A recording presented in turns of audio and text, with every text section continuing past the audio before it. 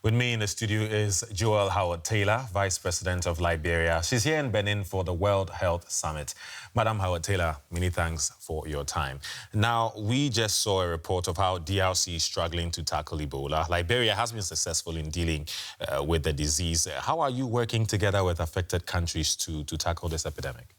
As a result of the Ebola epidemic in Liberia, a surveillance reporting system was put in place. It's a regional one across West Africa. There is a whole team of medical personnel that have been trained to deal with it. I'm not sure if we've gotten any requests from the DRC, but I think the information that was provided during our processes are free to the members of the African Union on how we tackled Ebola and how we were able to defeat it amongst the 3 countries that were heavily affected.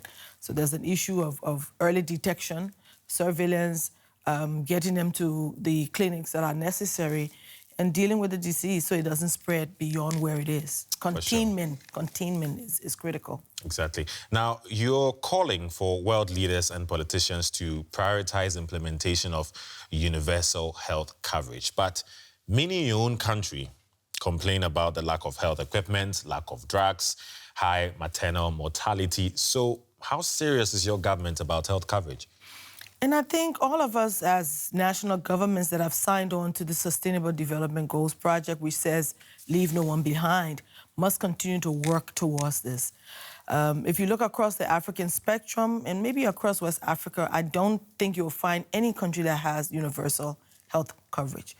What we're doing at this point is looking at all of the options that are available so we can begin initially with children under 5 and pregnant women.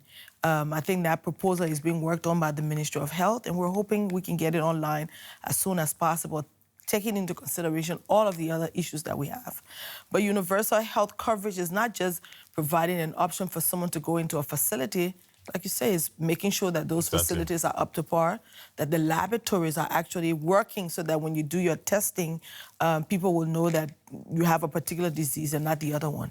So we're working on those issues. We have a few health facilities that are being upgraded. We're building some new ones.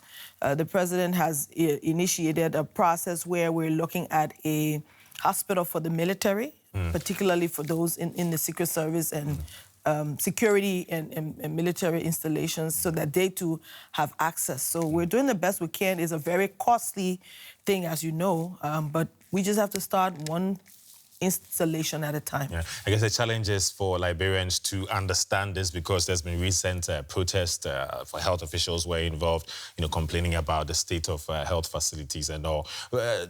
Your government came to power promising to fight poverty and, of course, corruption. But many Liberians say they don't see any improvements since President Ria came into power. What do you say?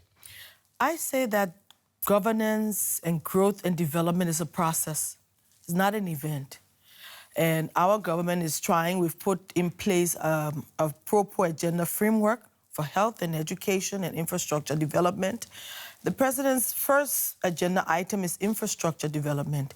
During the rainy seasons, which last 6 to 9 months, half of the country is cut off. You can't get medicines, you can't get any kind of equipment there. And so he thought the first thing to do was to ensure that the roads there are being done. Is it a case of priority here? Because many are complaining. It is a case of priority. If there's still corruption, if there's still poverty and nothing has changed, is this the first step to take? The first step is that people are separated and it shouldn't be. People should be able to get through the rest of the country to provide the services. Where those services are available in Monrovia, in some of the urban areas, again, we're building. But there are areas in the southeast that has no access. And I think if we talk about leaving no one behind, we must ensure that everybody has access. He's also working on an agriculture part of it, which I think is our greatest strength, because we do have the last rainforest in the Guinea-Liberian quadrant of our region. And we're trying our best to put in place implements for food security and allowing the young people to go and work and help us use what we have in our hands to make our country secure in terms of food security. And then the other things will fall into place. We will end it here. I always say there should be more time for these discussions. Madam Joel Howard Taylor, Vice President of Liberia, thanks for your time. It's been a privilege. Thank you for putting an eye on what we're doing in Liberia. We'll continue to do our best. Thank you.